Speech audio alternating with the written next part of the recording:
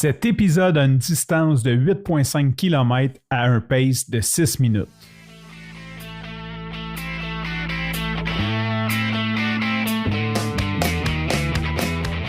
Après 4 ans d'absence, je suis de retour avec Coach Bill pour la saison 2 du podcast Coureur.ie. Dans cette saison, on veut rendre accessible le monde de la course à pied par des discussions entre nous et divers acteurs du milieu. Notre mission, vous accompagner à vous remettre en forme grâce à la course à pied.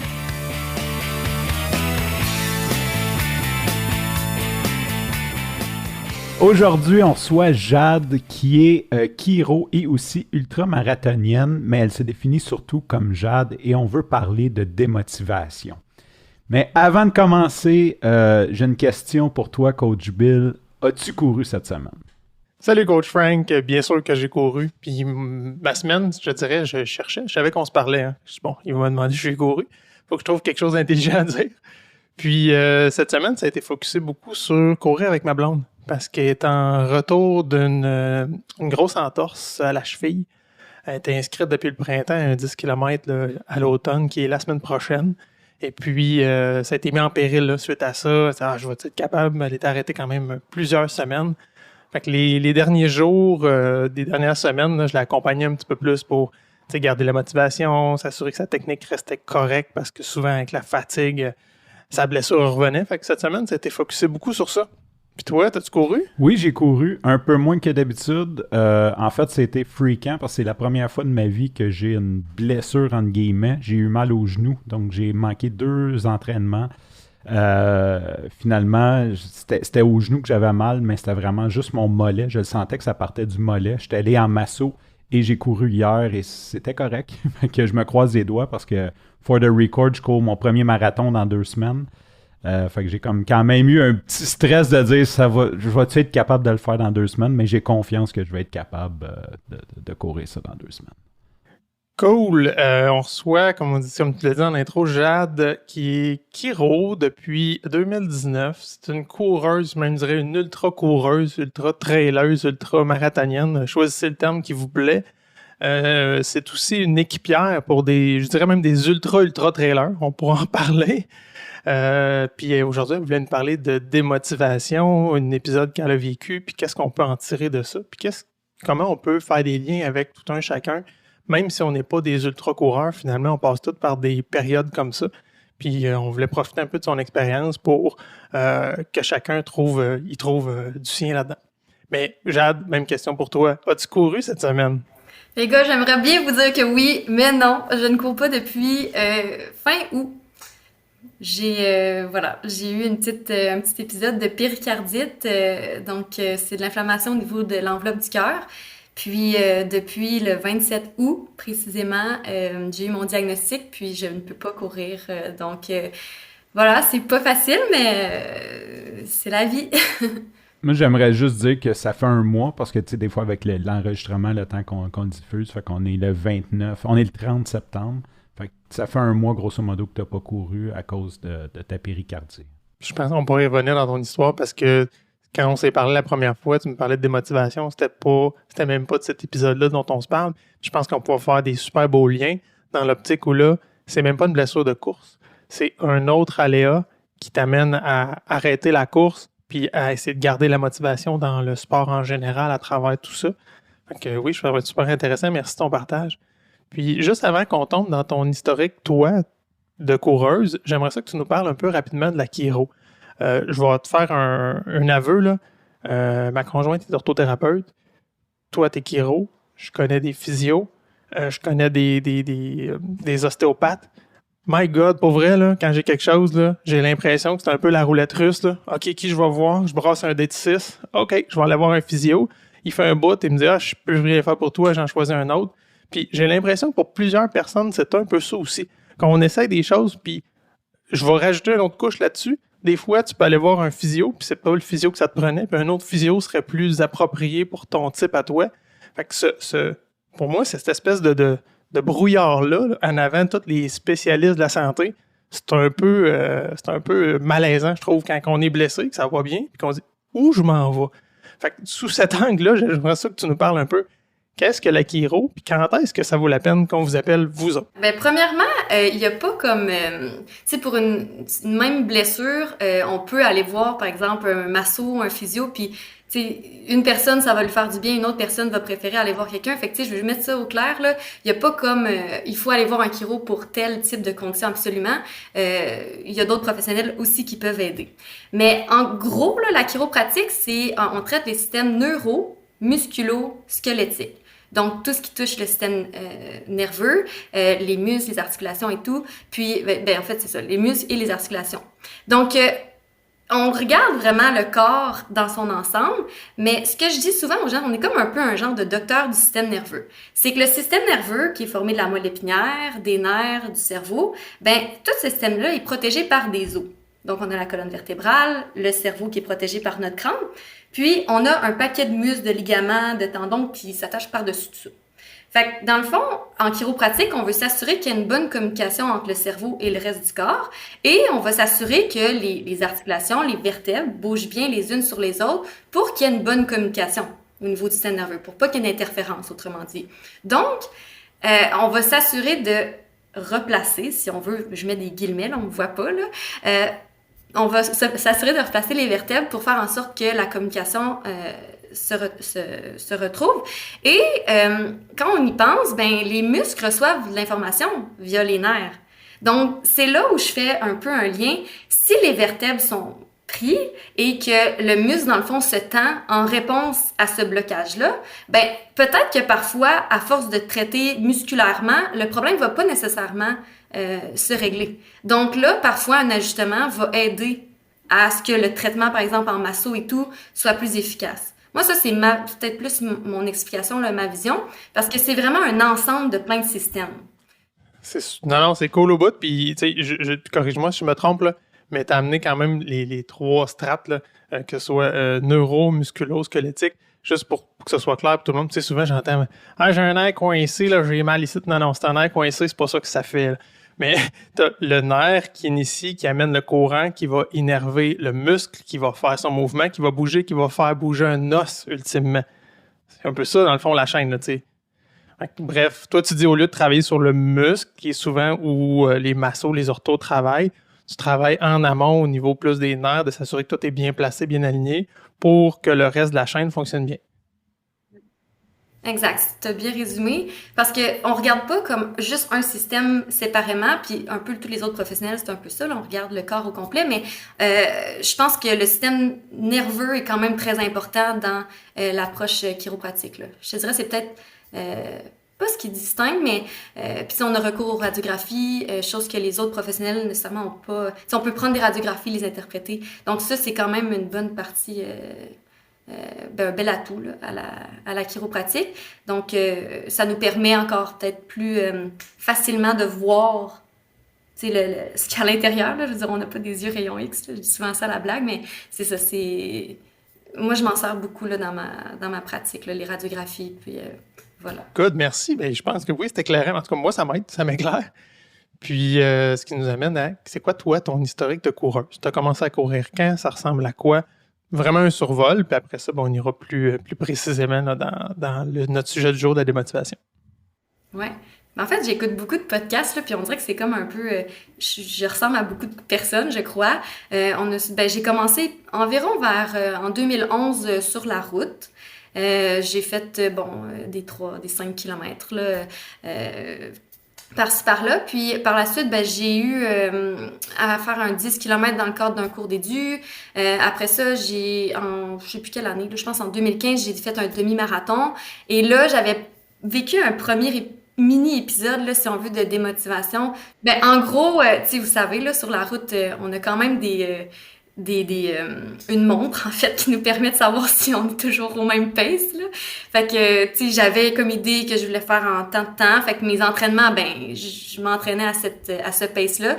Puis finalement, j'ai pas tout couru à ce pace-là parce que j'ai eu un moment où ça a juste pas bien été dans mon demi-marathon. Puis j'ai dû marcher. Jamais de ma vie, là, dans tous mes scénarios, là, jamais que j'avais pensé marcher. Puis finalement, après le demi-marathon, j'ai comme eu un gros... un peu de déception, comme si je me sentais pas bonne, là, un peu d'estime. Puis, tu sais, on dirait que tu te remets un peu en question, tu sais, pourquoi je cours. Finalement, j'aimais ça parce que dans ma tête, j'allais être bonne puis faire ce que je voulais, tu sais, selon ma perception, là. Mais finalement, ben, ça s'est pas pantoute passé comme je pensais. Puis là, je m'étais dit, plus jamais je fais de demi-marathon. Sur la route, tu sais, c'était fini. Fait que là, je me souviens plus trop par après, là, si j'ai en tout cas, je sais que j'ai jamais refait, hein, by the way, un demi-marathon officiel sur la route. Ça a comme été, j'en ai fait plein en entraînement, mais j'ai plus jamais refait ça officiel, là. Je pense que j'ai un mini traumatisme. Puis par la suite, ben c'est ça, là, j'ai quand même continué à courir. J'ai eu, c'est ça, là, l'épisode que je vais vous parler tantôt, plus de démotivation, qui m'a emmenée vers la trail. Puis j'ai fait par la suite mon premier 50 km. En tout cas, j'ai continué à courir plus en sentier maintenant. Avant de tomber là-dedans, j'aimerais ça. C'est quoi, toi, ta définition de la motivation? En fait, ma réponse va être appuyée sur un podcast que j'avais écouté, puis je trouve que ça faisait vraiment du sens, là. Il y a un coureur qui vient de Trois-Rivières qui fait un doctorat sur justement la motivation. Puis ça m'avait vraiment accroché, puis on dirait que je me suis reconnue là-dedans. Il parlait de la motivation intrinsèque et extrinsèque. Puis ça, c'est vraiment, je pense que pour plusieurs, on s'en rend pas compte que souvent notre motivation est plus extrinsèque, c'est-à-dire tout ce qui vient de l'extérieur. Je vais courir parce que je veux me sentir fière de moi, parce que tu sais, je vais avoir une médaille ou peu importe, tu sais, extrinsèque, tout ce qui est à l'extérieur. Puis intrinsèque, ben, c'est quand c'est une motivation qui vient de toi, là, tu sais, que c'est vraiment parce que ça te parle et tout. Puis la différence entre les deux, c'est que la motivation extrinsèque, ben ça dure. C'est comme éphémère, tu sais, quand tu vas avoir fini ta course puis tu vas avoir eu ta médaille, ben tu seras peut-être plus motivé à courir, tu sais. Au final, c'est un peu ça, tu sais, souvent moi c'était un peu ça qui est arrivé pour le demi-marathon.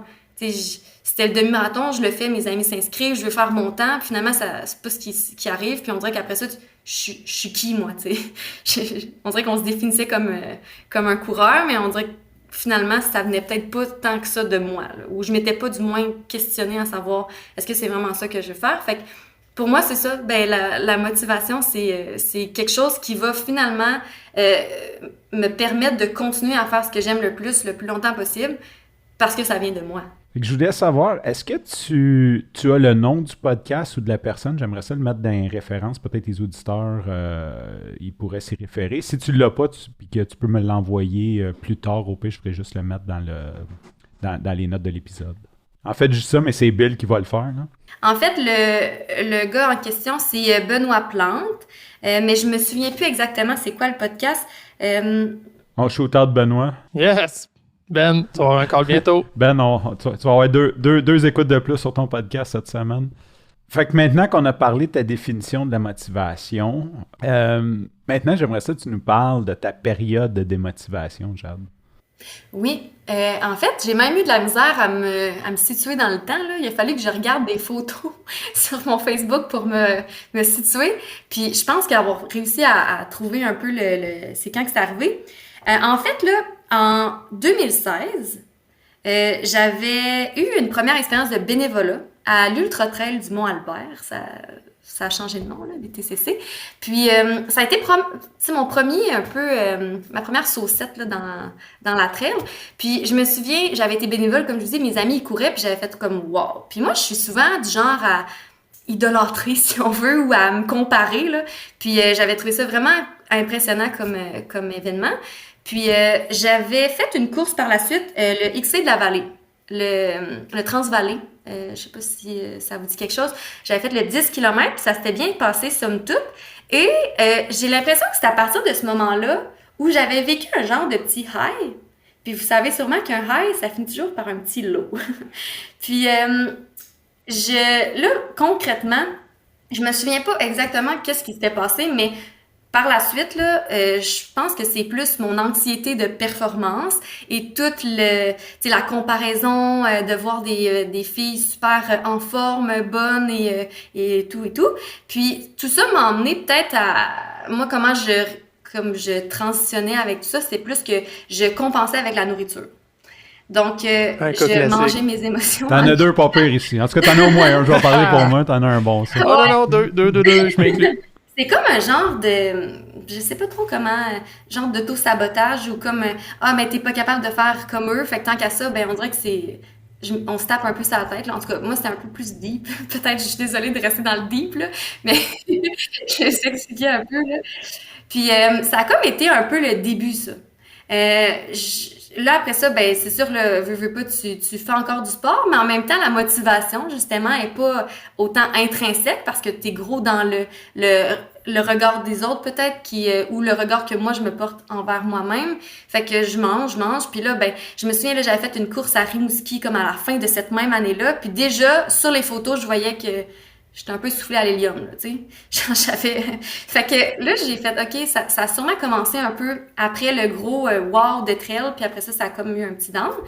Et là, ben, ajoute à ça l'école, parce que, tu sais, c'est quand même pas rien, là. À l'école, on a quand même des bonnes années. Puis, ben, tu sais, l'anxiété de performance, c'est pas juste dans le sport, c'est aussi à l'école.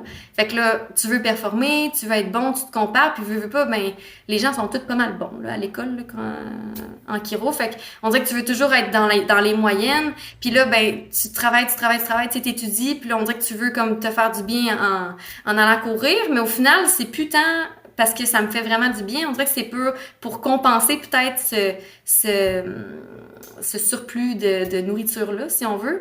Fait que ça a comme été une période où j'étais plus tant motivée parce que je me souvenais les temps que je faisais quand je courais justement sur la route, avoir mon pace. Puis là, je me souviens, à un moment donné, là, je me sentais tellement pas bien, peut-être parce que j'avais gros mangé. Puis là, je voyais l'heure, j'étais comme, bon, faudrait que j'aille courir, mais je serais pas capable de courir à temps, tu sais, à telle pace. Fait que bon, finalement, j'irai pas, ça sert à rien. Fait que finalement, ça a comme été une petite période un peu plus sombre où, ben, la course était de moins en moins présente, puis la nourriture l'était un petit peu plus. Donc, puis ça, avec l'école, le stress, il y a un été, là, j'avais 2 jobs, puis j'étais brûlée ben raide. Ça allait pas tant, là. Fait que, puis je me souviens, là, on dirait que c'est comme si j'avais perdu tous mes repères. Je courais vraiment moins, ou du moins quand je sortais, c'était comme parce que j'allais me sentir mieux, mais finalement, je me sentais pas tant mieux. En tout cas, fait que ça a été ça, la grosse période, puis je pense que en fait, je suis pas mal certaine que je suis pas la seule qui a peut-être déjà vécu ça, là, on court peut-être juste dans le but de perdre du poids ou de juste retrouver une espèce d'équilibre de bien-être. Puis finalement, ben, on se rend compte que c'est peut-être pas la solution, qu'il faut peut-être trouver le pourquoi qu'on commence à manger ou un peu cacher nos émotions, là. Fait que c'est une petite période un petit peu moins belle, puis on se comprend en revenir, mais je suis vraiment contente de comment je me suis sortie de ça. Puis ouais, ça a été quand même une période quand même grande finalement. Ça s'est échelonné sur plusieurs années. Puis je me rendais compte que j'étais tout le temps un peu plus fragile. Tu sais, on reste toujours un peu, je le vois un peu comme quelqu'un qui a un problème avec peu importe quelle addiction. On dirait que c'est un peu toujours là. Puis tu te questionnes toujours, pourquoi je le fais finalement, tu sais? Est-ce que j'ai couru parce que j'aime vraiment ça ou si c'est à cause de ça, tu sais? Fait que c'est quelque chose qui m'a fait cheminer puis me questionner puis me connaître encore plus. Mais fait que c'est ça un peu plus ma période de démotivation. Juste, je sais que Bill a d'autres choses à ajouter, mais ça reste toujours ça. Je pense que quand tu es addict dans la vie, c'est malheureusement, là, c'est une personne un peu plus âgée que toi qui parle présentement et ça va rester. Fait que on veut apprendre à vivre avec. Tu donnes pas trop foi à l'avenir, toi. Non, mais je veux dire, non, mais c'est la triste réalité. Puis je veux dire, j'ai ça en moi, je le sais. Puis ouais. Tu le sais, Bill, je suis impliqué dans beaucoup de mouvements de dépendance. J'avais une mère alcoolique, fait que c'est un sujet qui me touche beaucoup. Et c'est quelque chose qui ne part pas. T'apprends à vivre avec, puis t'apprends à vivre avec toi, puis à pas te taper sa tête quand tu rechutes, puis de juste continuer par en avant. Moi, je suis un gars qui adore manger aussi, là. J'aime la bonne bouffe, puis je vais reprendre une citation que j'ai nommée souvent sur le podcast. You can't outrun a bad diet. Tu peux pas dire je vais courir plus parce que j'ai mal mangé. C'est impossible. Cette équation-là ne fonctionne pas. Puis tu as dit autre chose qui m'a vraiment percuté aussi. C'est dans les périodes où ça va moins bien, que ce soit à cause d'une blessure ou d'une démotivation, je regardais mes temps. Mais c'est impossible de faire les mêmes temps pendant que tu as un handicap, disons-le comme ça, là, peu importe lequel il est. Mais on se compare à ça pareil. Parce que tu dis, moi, mon PB, c'est ça. Puis tu sais, tous les sites, puis tous les rappels, ton PB sur 10, c'est ça. Ouais, mais c'était ça dans une période prime, que j'avais pas d'enfants, que j'étais pas à l'école, que aujourd'hui, je suis pas dans le même contexte, mais ça nous rappelle toujours de se comparer avec ce chiffre-là comme si c'était un chiffre référence.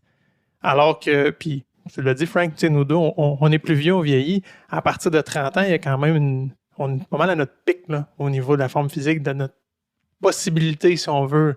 Après ça, ça dégrade d'à peu près 1,5% par année.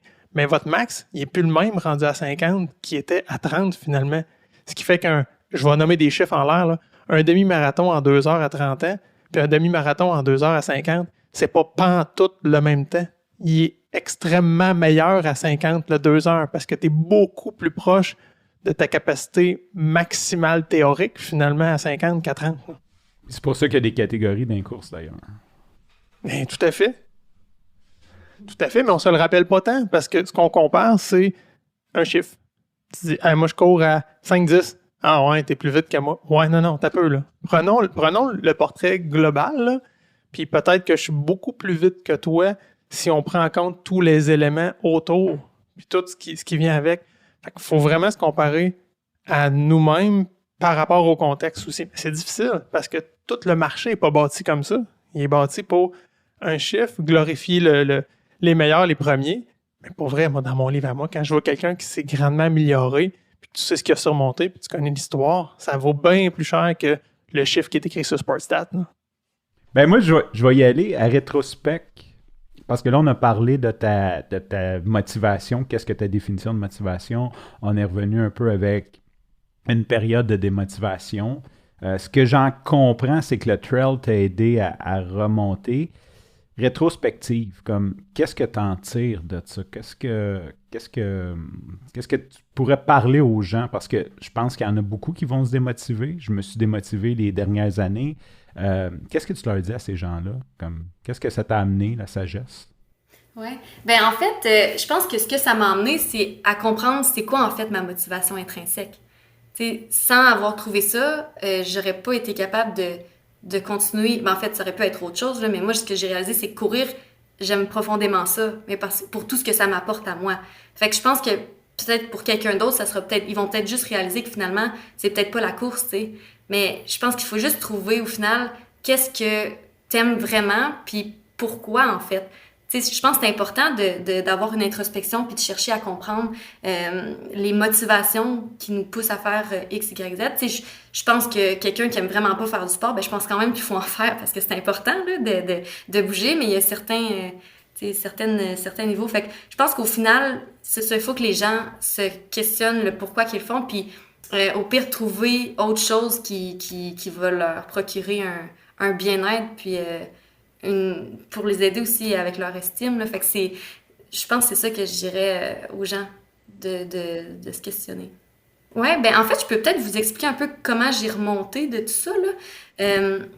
Dans le fond, c'est ça, la première année, j'étais allée à l'UTMA, j'avais eu, ma petite période. Puis l'année d'après, je suis retournée. Mais là, vous comprendrez que j'étais peut-être un peu plus différente physiquement, là. Puis, je me souviendrai tout le temps de mon amie Gabrielle Racine, qui était là avec moi.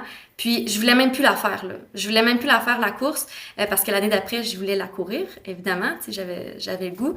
Puis finalement, elle m'avait dit, Jade, vas-y, puis ton seul objectif, c'est d'avoir du fun. Puis ça, là, je vous dis, là, c'est comme mon genre de mantra, là. Il faut avoir du fun. Fait qu'à partir de ce moment-là, je vous jure, là, c'est comme si j'avais perdu 26 livres. Genre, je suis partie courir, là, puis mon seul but, c'était d'avoir du fun, puis j'étais vraiment pas, tu sais, on s'en fout, là, de la position, là. Puis je me comparais même pas à comment j'aurais pu être, ou peu importe. C'est comme si j'avais une espèce de liberté Puis c'est là que j'ai compris que j'aimais vraiment courir pour tous les bienfaits, puis l'espèce de kick d'endorphine, puis de légèreté, de bien-être, d'estime, en tout cas tout ça, là, c'est ce qui fait que je cours encore, là. Mais c'est quand je réussis à être 100% dans le moment présent, puis que j'y vais pour moi, pour me faire du bien, puis d'avoir du fun, évidemment. Fait que c'est un peu ça qui m'a fait transitionner, en quelque sorte, vers la trail, parce que, veux pas, je sais pas si vous courez entre elles, mais tu sais, la montre, on s'en sac un peu, là, tu sais. Fait que c'est un peu ce qui m'a un peu enlevé de mes démons, là, de regarder mon pace et tout. Fait que voilà, c'est un peu ça l'histoire. Tu as nommé tantôt que ce qui avait été un élément décisif ou marquant de ton demi-marathon, c'est que tu avais été obligé de marcher. Alors qu'en trail, c'est normal de marcher, puis c'est pas... Sur route, c'est comme grave, là. Hey, j'ai marché, j'ai pas réussi, j'ai marché. Ben oui, t'as réussi, t'es arrivé à la fin. Tu l'as totalement réussi, ça n'empêche absolument pas tout ton événement global, là. Mais en trail, c'est différent. C'est normal de marcher, puis il faut même, si tu veux arriver au bout, les montées, etc. Il y a une stratégie comme ça de faire de l'alternance course-marche. Fait que je pense qu'effectivement, ça enlève une certaine pression que les coureurs de route se mettent que si je marche durant ma sortie, c'est comme si la sortie n'était pas valide, alors que pas en tout. Là. Non, exactement. Là. Il faut... en fait, c'est impossible, à part les premiers, là, c'est impossible de pas marcher. Là. Quand ça monte comme en face d'un singe, tu peux pas courir ça. Là. Mais ouais, ça change la perspective. Puis j'ai une petite histoire personnelle, puis moi, je me reconnaissais dans ce que tu disais, tu sais, des périodes souvent démotivées, etc. Je l'ai vécu beaucoup dans mes premières années de course, où quelques fois par année, je partais courir. Pourquoi je m'inflige ça? Je me posais la question, pourquoi je m'inflige ça? J'ai pas tant de plaisir. Je suis accroché, comme tu dis, à ma montre, à regarder mon temps. Hey, je suis 2 secondes plus lent qu'hier. Là, ça devient une spin négative dans ma tête. Puis, réellement, là, je te rejoins, puis OK, juste avoir du plaisir. Puis ça fait plusieurs mois, puis même, je pense, en années, où j'ai pas eu une phase. C'est récemment que j'ai réalisé, hey, j'ai pas eu ma phase de pourquoi je cours, puis que j'ai eu besoin de me recrinquer moi-même. C'est ancré, puis OK, je le fais pour les bonnes raisons. Mais petite anecdote, j'ai encore cette anxiété de performance-là, par exemple, pour des événements. Ça, je suis pas totalement guéri, il m'en reste. Cette semaine, il y a eu un appel pour des lapins de cadence pour le demi-marathon des couleurs ici à Bécancour, près de chez moi. Puis ça fait quelques années que je veux faire ça. Puis je me suis dit, cool, je t'ai inscrit au demi, là. Puis j'ai pas de stratégie, je me suis pas entraîné spécifique pour le demi parce que je cours pour le plaisir tous les jours. J'ai pas fait d'entraînement pour dire je vais aller faire un temps. Mais je me connais. Si je m'aligne sa ligne de départ, même si je me dis j'y vais pour le plaisir puis le vivre, je sais que je vais vouloir le pousser, mais que je parte. Parce que le temps, parce que tout ça. Fait que je dis, ma chance, je vais m'inscrire comme lapin de cadence. Fait que je vais être obligé de respecter un plan, suivre des gens, puis justement, de les motiver, de les garder. Ils m'ont répondu, hey, merci de votre offre, mais on a eu énormément de gens qui se sont manifestés. Fait qu'on a déjà tout comblé. Fait que vous n'aurez pas besoin de vous soucier d'avoir un temps précis pour... Je dis, non, c'est l'inverse. Je voulais pas me soucier de ma performance. Vous étiez ma bouée. Hey, tu me fais passer, je pense que je vais lancer un nouveau type de lapin. Ceux qui veulent avoir du fun, genre. Ça va être juste écrit fun sur le temps. Puis genre m'a niaisé tout le long de la course. Le Funny Bunny. Funny Bunny, Funny yes Bunny. sir. Check bien, dans 20 ans, on va se reparler dans toutes les courses, il va y avoir un Funny Bunny, genre. Ça va être comme un trend. Tu serais le meilleur coach Frank pour vrai, là. Je t'avoue, yes, Funny Bunny. Ah, c'est clair. Je me vois déjà, man. Je suis déjà sur la piste en train de niaiser avec la montre. Hey, pis tu sais, demande pas la permission, là. Fais-toi des oreilles, Funny Bunny, puis vas-y, T'as c'est bien tout. raison, man. C'est ce que je fais ça à Ottawa 2024. Pas game. Je vais me mettre des oreilles, puis je vais essayer de les faire comme Playboy un peu. Yeah, c'est bon. J'en reviendrai sur le début de l'entrevue, tu sais, où tu as nommé que tu es en arrêt depuis un mois. Là, c'est différent. Tu sais, c'est pas parce que tu n'as pas envie de courir. Il y a vraiment une condition qui t'amène à être obligé d'arrêter le sport. Puis le sport, tu pourrais dire jusqu'à quel niveau. Mais comment tu fais pour...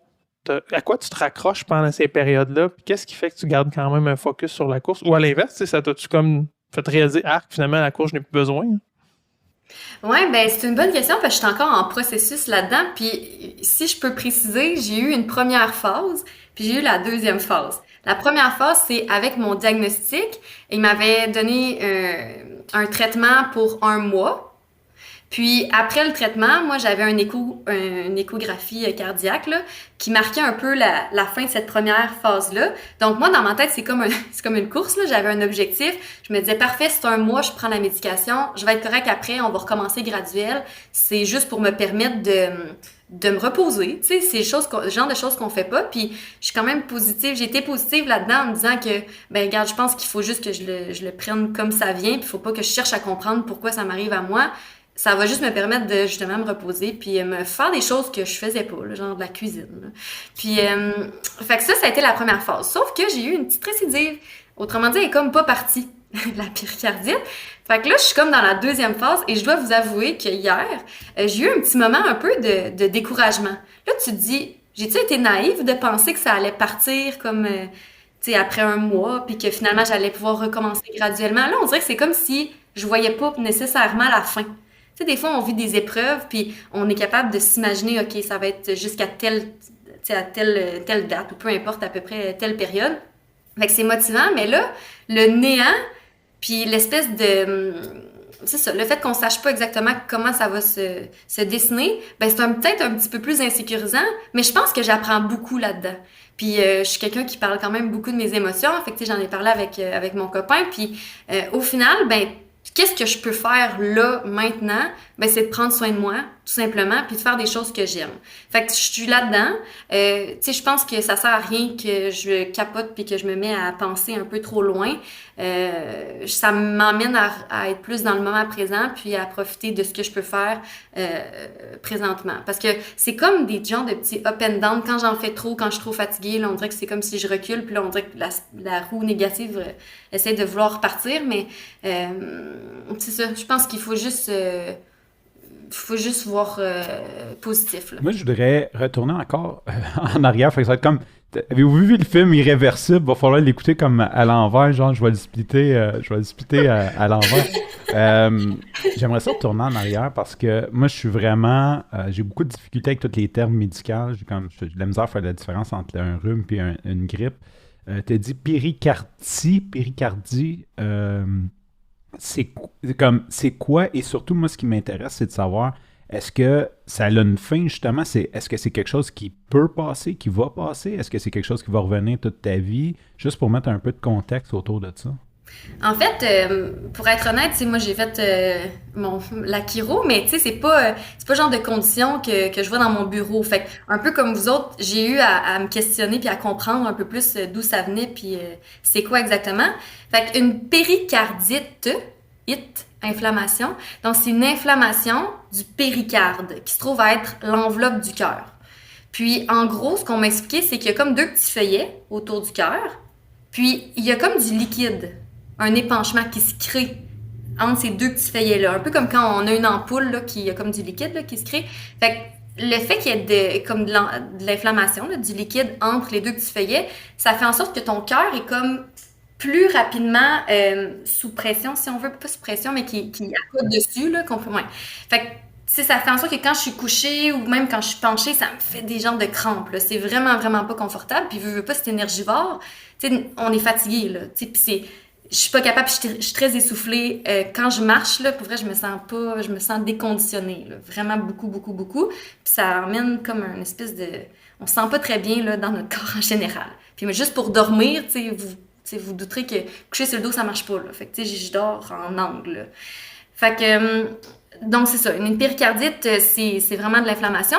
Mais là, jusqu'à tout récemment, je me suis moi aussi demandé c'est jusqu'à quand que c'est quand que ça va finir, puis ça revient-tu cette affaire-là?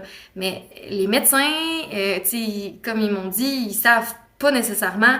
Moi, Jade Raymond, ça va partir quand? Ça peut prendre 2-3 mois, puis pendant ce temps-là, ben c'est pas d'activité physique. Fait que c'est un peu de l'inconnu. Là, il y a la médication pour ma part. Le premier traitement, il a pas fonctionné. L'inflammation est toujours là, autrement dit. Fait que mes symptômes sont comme revenus. Puis, ben, oui, ça se peut que tu restes avec une fragilité. Il y en a d'autres qui en ont un épisode, puis ça leur arrive plus. Fait que c'est ça. C'est de dealer un peu avec tout ça. Puis, tu sais, je suis vraiment pas en train de tu sais, il y a plein de conditions pires, là. Hein. Je suis juste un disclaimer, là. Ton message est très clair. Je pense qu'on a tous des défis ou des épisodes dans notre vie à surmonter, là. Moi, ça en est un, mais c'est ça. Donc, c'est comme un peu flou. Il y a personne qui peut dire, Jade, c'est pas comme quand tu te casses un bras, là. Tu sais, on dit souvent ça, là, j'ai une entorse, on dirait que des fois, c'est touché parce que ça revient pas tout le temps aussi rapidement. Puis même chose, quand tu te casses un bras, tu dis, bon, c'est tant de temps dans un plat, tu fais la réadapte, merci, bonsoir, mais là, c'est pas ça. Moi, je voudrais dire que c'est vrai qu'il y a sûrement pire dans la vie, mais ça reste que quand ça nous arrive, c'est notre préoccupation. Puis je pense que, en fait, ce que j'en comprends, c'est que c'est très, très, très incertain. Fait que ça se peut que ça passe dans 2 mois, puis peut-être plus jamais ça de ta vie, comme ça se pourrait que ça revienne once in a while. Ce qui est encore plus... qui peut créer des pensées anxiogènes? Je veux dire, j'imagine qu'après que ça va être fini, quand tu vas courir, la moindre petite sensation au cœur, tu vas commencer à dire si tu es revenu. Fait que je sympathise beaucoup avec toi. Non, c'est ça. Puis puis dans mes max, ce que tu as dit, Jade, je veux absolument pas minimiser ta condition, mais Frank, tu l'as dit, quelqu'un qui a une ampoule à l'orteil et qui peut pas courir, son drame est aussi grand ici maintenant. Hein, je peux pas faire ce que j'ai envie de faire. Là. Exactement. Je t'amène ailleurs parce que quand tu m'as parlé de ce sujet-là, moi, l'image que j'ai, que je te connais, c'est une fille qui est très motivatrice pour les autres, puis c'est comme ça que je t'ai connue. J'ai 3 exemples en tête, puis tu pourras nous parler de ces expériences-là ou d'autres choses. Moi, la première fois que je t'ai connu, c'était à la course de la série du Diable. Je te connaissais pas, en fait, puis tu me suivais quelques secondes. Écoute, dans mon dos, là. Vraiment dans mon dos. Puis là, j'entendais une fille à tous les 3 coureurs, peut-être. « Hey, let's go, Joe! Let's go, Kevin! Hey, cool! Yannick! » Puis j'étais « Calvaire, c'est qui ça connaît tout le monde? » Puis moi, je suis cut-off. Je veux juste faire un temps cette fois-là. Puis je t'entends, toi, qui full à l'aise, chill avec tout le monde. J'étais comme, tabarouette. 1, c'est une athlète, puis 2, elle connaît tout le monde. Puis après ça, tu sais, les gens parlaient, là, ah oui, Jade a encouragé tout le monde. Puis en plus, le parcours faisait qu'on se croisait. Fait qu'on voyait beaucoup, là, vraiment comme un aller-retour sur une rue. Fait qu'on ne voyait pas plein de monde. Honnêtement, j'ai été surpris. Puis c'est après ça que j'ai su que c'était toi, je t'ai connu. L'autre épisode qu'on a eu, c'est on a fait l'épisode avec les demoiselles. Ben, Jade est venue faire, j'allais dire un relais. 5 relais de suite avec les demoiselles. Fait que Jade, au lieu de faire un relais comme tous les bénévoles, elle a fait un 50 kilos. Elle a fait 5 fois la boucle pour voir les 5 équipes. Puis dont une des itérations là, avec moi, avec mon équipe. On a eu du fun, là, tu sais. C'était cool. Elle amenait une vibe vraiment de bonne humeur. Tu sais, les filles commencent à être fatiguées aussi. Fait que ça, c'était magnifique. Moi, c'est comme ça que je t'ai connu. Puis l'autre épisode que je sais de toi, puis ça serait cool que tu nous en parles un petit peu, c'est que tu as été aussi équipière ou crew pour de l'ultra-trail, entre autres pour ton chum, sur des courses de très longue distance, sur le tard qui est 300 km, je me trompe pas, 305? 350. 350, bon. Tu vois, fait que d'être équipière, c'est pas juste la logistique, hein. J'imagine qu'il y a un gros bout aussi d'essayer de changer la vibe, insuffler de la motivation. J'aimerais ça, si tu peux nous parler un petit peu de ça. Comment toi, tu vois ça, d'insuffler de la motivation aux autres? T'sais, oui, c'est extrinsèque, mais ça a un effet ici maintenant pour ces gens-là quand ça compte. Là. Oui, ben en fait, là, on dirait que tu me poses une question que j'avais pas vraiment pris le temps de réfléchir, puis je trouve ça intéressant. Mais je pense qu'au final, ça se fait un peu naturellement parce que je pense que les gens, tu sais, c'est comme un échange, hein? Le fait d'être entouré de gens, de voir que ces gens-là, justement, essaient de se motiver, tu sais, de surpasser, moi, ça me motive, puis on dirait que naturellement, j'ai le goût de les encourager. Tu sais, mettons qu'on prend l'exemple de la course à la série du Diable, ben tu sais, juste de dire let's go, là, cette personne-là dit let's go, tu sais, on dirait qu'on est comme tout contents, puis c'est comme une espèce de boule de neige qui fait juste grossir, là, c'est vraiment le fun. Puis même chose pour les demoiselles, là, tu sais, c'est incroyable le défi qu'ils font, là. Fait que tu sais, moi, je suis juste là à une journée les voir, les encourager, alors qu'eux autres, tu sais, c'est non-stop, jour et nuit, pendant 5 jours, là, tu te dis, OK, tu sais, moi, dans le fond, c'est juste naturel, là, de les aider, là, c'est juste une journée, là, tu sais, j'ai une journée pour donner de mon temps, ben, let's go. Fait que c'est même pas comme un effort, mais je me nourris des gens, puis ça se fait comme naturellement. Pour vrai, moi, toute seule, je serais pas comme ça, là, tu sais, j'ai comme un besoin d'être entourée. Puis, mais par contre, je dirais que c'est différent d'être crew, parce que là, moi, tu sais, naturellement, ben, peut-être vous en êtes rendu compte, là, je suis capable de m'emballer, là, mais en étant crew sur des longues distances, il faut que je me modère. Et ça, c'est différent, parce que, tu sais, la personne, c'est pas un effort, c'est tellement un long effort que même si je suis wouhou, lui, ben, on va prendre mon copain là, en exemple, là, tu sais, il n'y a pas besoin que je sois trop intense, là, tu sais, ils viennent de passer je sais pas combien d'heures à genre marcher, tu sais, je veux dire, il fait ça parce qu'il y a du fun, là, mais tu sais, il y a peut-être des petits inconforts, fait qu'il y a juste besoin que oui, je change les idées, mais pas d'être trop hop la vie, là. Fait que ce genre d'effort-là m'a permis d'un peu être plus caméléon, là, comme d'observer comment il se sent, d'y apporter comme les bons mots, les bons conseils, en tout cas, peu importe, là, ce qu'il y a de besoin au moment où il y en a de besoin, sans être trop, parce que c'est vraiment une gestion. Fait que c'est différent un peu. Je suis pas pareil. Je suis comme wouhou quand il est plus là, puis que je parle avec d'autres personnes qui font la même job que moi. Mais quand il est là, j'essaie plus de me calmer. Je trouve ça fascinant ce que tu dis, puis c'est le fun, c'est que tu puisses le nommer, puis je pense que, comme tu dis, crew, c'est peut-être plus dans l'émotif, puis de voir de quoi l'autre a besoin ici maintenant pour partir plusieurs heures tout seul dans le bois, dans la forêt, dans la montagne, versus série du diable.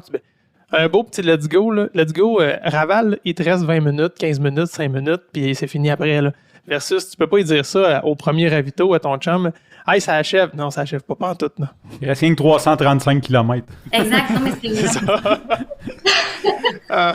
Je suis curieux, ça ressemble à quoi un temps sur un 350 km? Là? Tu sais, je sais pas, comme, en général, ça c'est quoi? Ça? Ben, je peux te dire que cette année, là, il y a eu, je pense que ça a été le record de parcours, là. Ils l'ont gagné la personne, là, l'a gagné en 66 heures. Donc ça, tu peux calculer ça comme tu veux, là, mais il n'y a pas même... Mais je parle, mettons, quelqu'un, tu sais, comme mettons sur un 10, là, on s'entend, la grosse partie passe dans le lateau d'une heure, tu sais. T'as celui qui le fait en 33 minutes, là, puis tu sais, ça, t'as comme... Tu sais, à 50 minutes, là, il n'y en a pas gros qui passent en bas de 50 minutes. Fait que c'est quoi, mettons, l'average d'un coureur typique? Ou ton chum? J'ai aucune idée comme le... Ben, mon chum, il l'a pas malheureusement complété, là. Il y a eu des Je petits sais pas. problèmes d'irritation entre les fesses. On le salue. Fait que... Ouais. Salut Sam.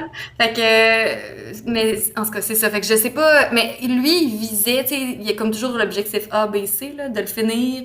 Après ça, c'était de le faire en bas de 130 heures. Parce que si tu le fais en bas de 130 heures, là, tu peux avoir, on va dire, ton ticket là, pour aller faire le Tour des Glaciers, qui est 450 km. Non balisé. Fait que...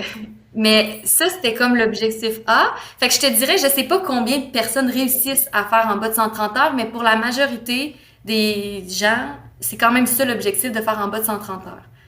On a un Québécois, là, d'ailleurs, Sébastien Lacombe, il l'a fait en bas de 130 heures, et je pense qu'il l'a fait en 120, 100, en tout cas, il a vraiment, wow, là, mais il avait une jambe de bois à la fin, là, tu sais. Mais lui, c'est ça, il est vraiment hot, là. Fait que, puis il y en a d'autres Québécois, ce que je nomme lui, mais tu vois, il y a peut-être 4 autres Québécois qui l'ont complété, puis eux étaient plus proches du 150 heures qui est le temps limite. Mais je sais pas exactement c'est quoi.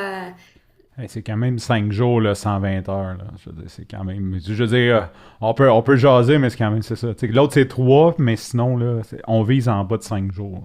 Là. Ouais, puis c'est pas beaucoup de sommeil, là. Tu sais, c'est à shot, là, il faudrait demander, là, mais ils dorment peut-être 1-2 heures max, là. Fait que c'est toi qui gères, en fait. Moi, j'étais pas là, Frank, mais je vais répondre à ta question. Tu dis, le monde en moyenne font combien? Le monde moyen sont pas là. Non, mais je veux dire, les moyens des ultra-trails, là, je veux dire. C'est ça. Quand t'es dans le monde du ultra-trail, tu dois être comme, ça, c'est un gars moyen qui fait ça en 150, là. C'est comme, parle-y pas. T'es pas de ma crew, genre. Moi, je fais ça en 118, genre, parle-moi pas, 124 heures. Talk to my hand. Moi, je fais 5 jours de travail à 8 heures par jour, puis je suis brûlé. Fait que bravo les gars, bravo Sébastien. Bravo ton chum. Ah non, c'est débile. Jade, y a-tu quelque chose, une question qu'on t'a pas posée, un message que tu voudrais dire à nos auditeurs, une place qu'on n'est pas allé, qu'on mériterait d'aller pour nos auditeurs? C'est dur. On serait comme si, vu que je suis plus dans... Tu sais, une question, ça aurait pu être, c'est quoi tes prochains objectifs, par exemple, mais là, on dirait que tout est un peu incertain, tu sais, dans mon... je suis comme vraiment dans le... Je veux prendre du temps pour repartir vraiment de façon solide, là. Ça serait quoi être solide pour toi? Ben, je pense que de reprendre, tu sais, pas de juste recommencer trop rapidement pour revenir un peu d'où je suis partie, d'où j'ai quitté, là, en fait. De façon solide, ça serait de prendre le temps de recommencer graduellement, puis de me sentir, tu sais, d'avoir des bonnes sensations. Puis de continuer à faire un peu ce que j'avais intégré, là, c'est-à-dire la musculation, de continuer à bien dormir, bien manger. Tu sais, tout recommencer en fait, continuer là, d'où j'avais quitté. Parce que cette année, puis les autres années, c'était vraiment des années où je me suis bien sentie, là. Tu sais, quand on se sent dans la zone. J'avais l'impression que j'étais équilibrée dans ces sphères-là. Fait que de façon solide, ça serait ça. De pas me mettre d'objectifs ou tu sais, de telle date, il faut que je sois rendue à tel niveau, là. Vraiment d'y aller graduellement en fonction de comment je me sens, puis de vraiment écouter mes sensations, là. Je te le souhaite. Écouter mon corps. Parce que c'est ce que je prône, tu sais, c'est ça l'affaire. On prône l'équilibre, on prône la santé, puis je suis contente dans un sens d'avoir eu ces connaissances-là, puis tu sais, c'est un peu cette philosophie-là, parce que ça nous aide, là. Tu sais, on veut prôner l'exemple, là, tu sais, tu sais, je dis à un patient de pas faire ci, ben tu sais, il faut que que je sois cohérente avec ce que je recommande. Pas être comme le docteur Barrette, là. Ouais, ouais. Good. Ben merci. Hey, beau partage, pour vrai. Moi, j'ai trouvé ça super intéressant. Puis tu l'as amené sous un angle qu'on voit moins. Puis en plus, ben, tu sais, là, malheureusement, mais tu sais, t'es dans une période actuelle où t'es obligé de te questionner sur la motivation. Puis je trouve ça riche, ce que tu as amené. Merci. Merci. Puis pour finir, Jade, est-ce que tu aurais quelque chose à plugger à nos auditeurs? Oui, oui, oui, oui. En fait, je sais pas si vous savez c'est quoi la course de la Chute du Diable. C'est une course qui a lieu à Saint-Mathieu-du-Parc et ça fait déjà, là je vais pas dire n'importe quoi, je pense que ça fait déjà 1 an, une édition qui n'a pas eu lieu ou 2, si je me trompe pas. Puis on a un retour de la Chute du Diable le 10 août 2024. Donc c'est dans la région de la Mauricie, c'est vraiment un bel événement. Il va y avoir un 35 km, un 50 km, un 75 km. Puis, je sais que ça s'adresse pas nécessairement à tout le monde, mais c'est vraiment un bel événement, même si vous voulez juste aller voir ou participer, être bénévole.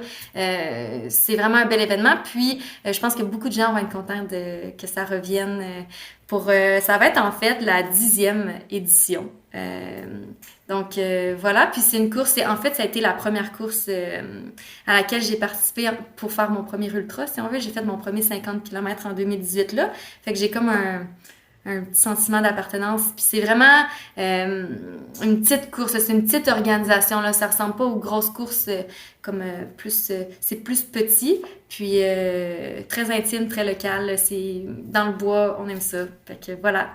Fait que j'ai un peu moins d'1 an pour m'entraîner pour faire du trail. Merci. Hey, sérieux, là, tu pourrais être un funny bunny dans les trails. Oh, yes, sir. Ça, c'est bon, ça. Peut-être me faire tirer dessus par un chasseur, par contre. Le 10 août, on va être correct. C'est bon. Ils sont encore à la pêche. Ouais, c'est ça. Toi, Frank, tu nous plugues quoi cette semaine? Hey, ça, c'est super le fun comme question, Bill, parce que j'avais en tête que quand on avait un invité, on le laissait juste lui plugger, puis nous autres, on pluguait pas. Fait que je n'ai pas préparé de plug cette semaine, quoique j'en prépare pas souvent. Et j'ai une montre sur mon bureau, qui est ma montre Sunto Anbit 2. Et là, je commence à me sentir vraiment pépère. Je me souviens, une fois, j'étais allé m'acheter des skis de fond, puis un monsieur qui était arrivé avec des skis de fond de bois, puis tous les jeunes étaient comme « What the fuck, c'est quoi ça? » Fait que je commence à me sentir de même. C'est une montre que j'ai reçue en cadeau en 2014. Mais c'est la montre GPS que j'aime le plus. J'ai l'impression qu'elle est indestructible. Ça fait 10 ans qu'elle me suit, soleil, dans mer, moins 40, comme juste... Elle fait la job. J'ai l'impression que j'ai un tank d'un bras. Je sais qu'elle est beaucoup plus grosse, beaucoup plus pesante, beaucoup moins de fonctions que les nouvelles montres, mais je l'adore. Fait que je voudrais shooter la brand Sunto. Ça a été d'un premier à faire des montres GPS pour les sportifs. Après, les autres ont suivi la balle. Il avait commencé par d'autres modèles pour justement les gens de trail, les explorateurs, les trekkers, ceux qui font de l'escalade. Fait que je l'adore. Fait que je plug Sunto, qui est une montre, je crois que c'est norvégien. En tout cas, c'est un pays scandinave qui font ça. Et à l'époque, elles étaient faites à la main et c'est juste comme vraiment un tank. Et toi, Bill? Moi, je vais vous plugger les bas Outway que j'adore. Vous les connaissez peut-être sous le nom Endur, E-N-D-U-R. Ils ont renommé à un moment donné pour devenir Outway. Par contre, ils ont gardé toujours le même logo, là, qui est une espèce de U avec une barre flat par-dessus. Là. C'est un accent que je connais pas, là, mais c'est vraiment une barre au-dessus du U.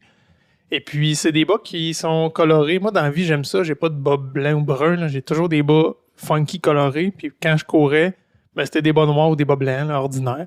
Puis quand j'ai découvert ces bas-là, ben, c'est devenu mes bas et de tous les jours et de sport, de course. Ils sont très colorés. Il y a plein de motifs.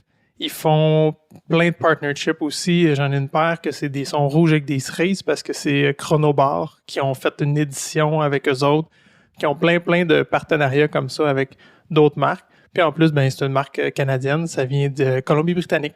J'adore ces bas-là. Un petit peu compressifs, plusieurs niveaux. Il y en a qui vont presque jusqu'au genou, là, qui couvrent le mollet. Il y a mi-cheville, puis il y a des traits courts aussi là, qui vont être cachés dans les souliers. Fait que ça, c'est mes bas de prédilection. J'allais dire quand je cours, mais tout le temps finalement. Je mets juste ça maintenant. Et moi, je voudrais rebondir là-dessus. Coach Bill m'en a donné une paire et je les aime. Moi aussi, j'ai des cerises et des morceaux de chocolat parce que notre équipe s'appelait Run to Eat. Et pour Bill, c'est important qu'on ait de la bouffe sur nos chaussettes. Et puis c'est drôle, puis on s'en était pas parlé, mais mon chum, il en a commandé 7 paires justement pour sa course. Fait que il y a des bleuets, des montagnes. Fait que c'est une belle compagnie, oui. Sur ça, qu'est-ce qu'on dit à nos auditeurs, Jade? Bonne course! Ici Coach Frank. Avant de vous quitter, si vous avez aimé cet épisode, une bonne façon de nous aider, c'est de partager cet épisode avec un ami. Bien sûr, vous inscrire au podcast, nous laisser un review 5 étoiles et un commentaire sur Apple Podcasts ou Spotify serait énormément apprécié. Hey guys, like and subscribe.